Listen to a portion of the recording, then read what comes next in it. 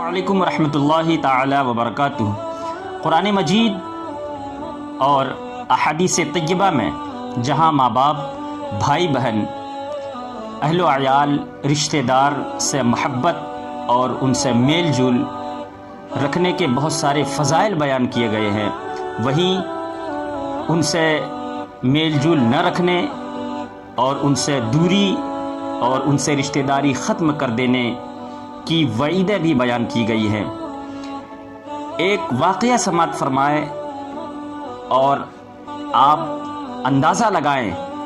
کہ رشتہ داری ختم کر دینے والے کے ساتھ اللہ تعالیٰ کیا معاملہ فرماتا ہے۔ ایک بزرگ فرماتے ہیں، ان کا بیان ہے کہ میرا ایک دوست تھا، وہ عجم کا رہنے والا تھا مگر مکہ میں آ کر رہنے لگا۔ وہ نہایت ہی متقی، پرہیزگار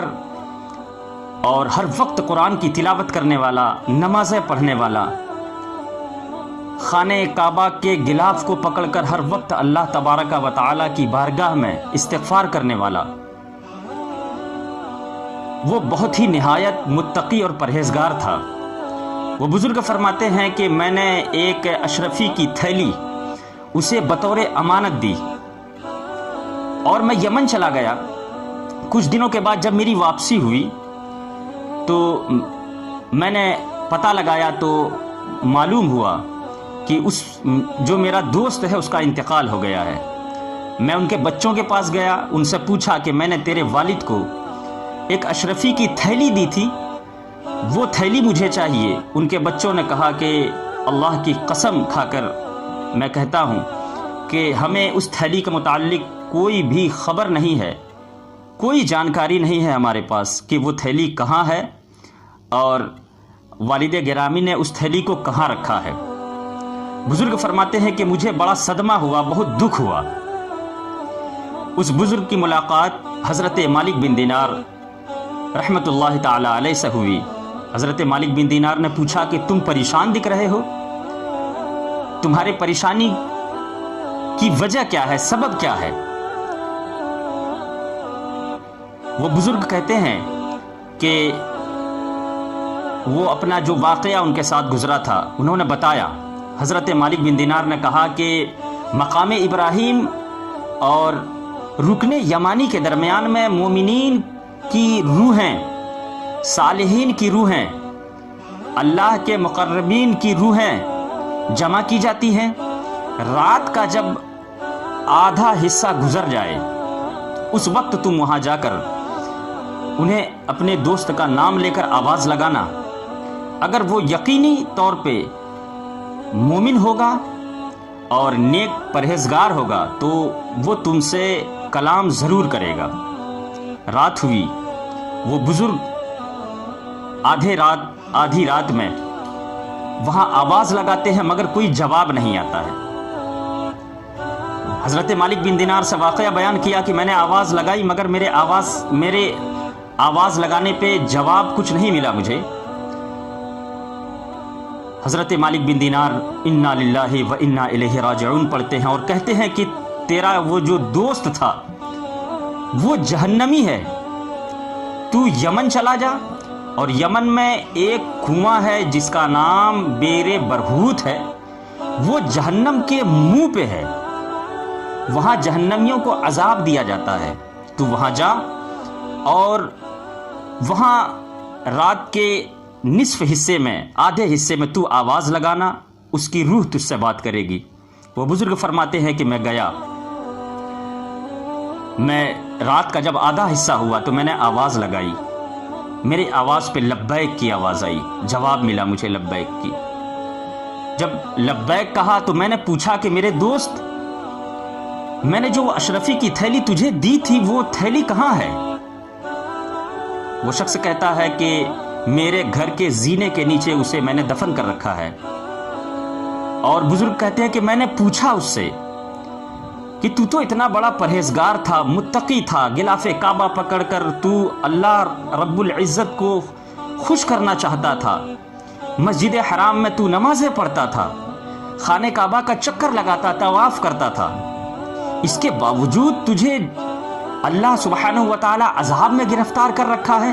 وجہ کیا ہے؟ وہ شخص کہتا ہے کہ میرے بہن کی وجہ سے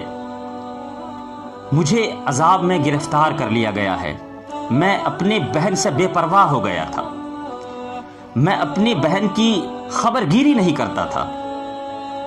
کسی آنے جانے والے سے میں ان کے متعلق پوچھتا نہیں تھا، اسی وجہ سے اللہ سبحانہ و تعالی نے مجھے عذاب میں گرفتار کر لیا۔ اللہ نے فرمایا کہ تو اپنی بہن کو چھوڑ کر مکہ میں رہنے لگا، تیرے بہن کے پاس کھانے کا سامان نہیں ہے، تو یہاں اچھے اچھے کھانے کھا رہا ہے، تیری بہن کے پاس وہاں کپڑے پہننے کے لیے نہیں ہیں، پھٹے پرانے کپڑے پہ وہ گزارا کر رہی ہے، اور یہاں تو اچھے اچھے کپڑے پہن رہا ہے، تیری بہن کے پاس وہاں رہنے کے لیے مکان نہیں ہے، اس کے باوجود تو یہاں اچھے سے رہتا ہے، اچھا کھاتا ہے، اچھا پیتا ہے، اور اپنی بہن کا خیال نہیں کرتا۔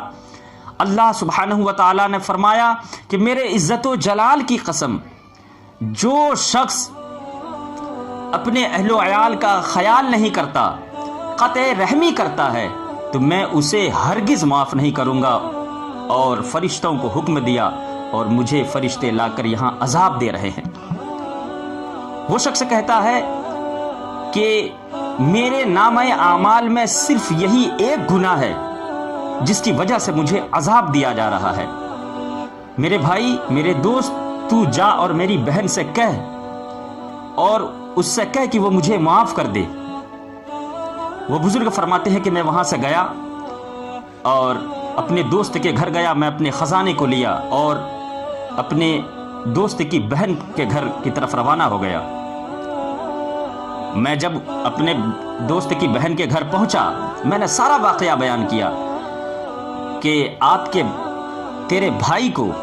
اللہ سبحانہ و تعالی نے عذاب میں گرفتار کر رکھا ہے۔ اس کی بہن رونے لگی، گڑ گڑانے لگی، اور اپنے بھائی کو معاف فرما کر اس بزرگ سے کہتی ہے کہ آپ دیکھ سکتے ہیں کہ ہم کس قدر فاقہ کشی کی زندگی گزار رہے ہیں، میرے پاس رہنے کے لیے گھر نہیں ہے، کھانے کا کوئی انتظام نہیں ہے، پینے کے لیے کوئی انتظام نہیں ہے۔ بزرگ فرماتے ہیں کہ جو تھیلی تھی میں نے اس سے کچھ اشرفیاں نکالی اور اسے دی، اسے دے کر میں وہاں سے رخصت ہو گیا۔ میرے دوستو، آپ اس واقعہ سے اندازہ لگا سکتے ہیں، یہ واقعہ ہمیں ایک پیغام دے رہا ہے کہ ایک انسان اگر اللہ تعالیٰ نے اسے کسی لائق بنایا ہے، مال و دولت عطا کیا ہے، اسے امیر بنایا ہے، اسے بہت سارے مال و اسباب سے نوازا ہے، نعمتوں سے نوازا ہے، باوجود اس کے وہ اپنے بھائی بہن کا خیال نہیں کرتا، اپنے ماں باپ کا خیال نہیں کرتا، اپنے رشتہ دار اور اپنے احباب کا خیال نہیں کرتا، تمام لوگوں سے رشتہ ختم کر کے، تمام لوگوں سے لا تعلق ہو کر کے، اگر وہ انسان خانہ کعبہ کے غلاف کو پکڑ کر زندگی بھر روتا رہے، مسجد حرام میں ساری نمازیں پڑھے، خانہ کعبہ کا طواف کرے، مسجد نبوی میں پوری زندگی گزار دے اور پوری زندگی اپنی پیشانی کو سجدے میں رکھے،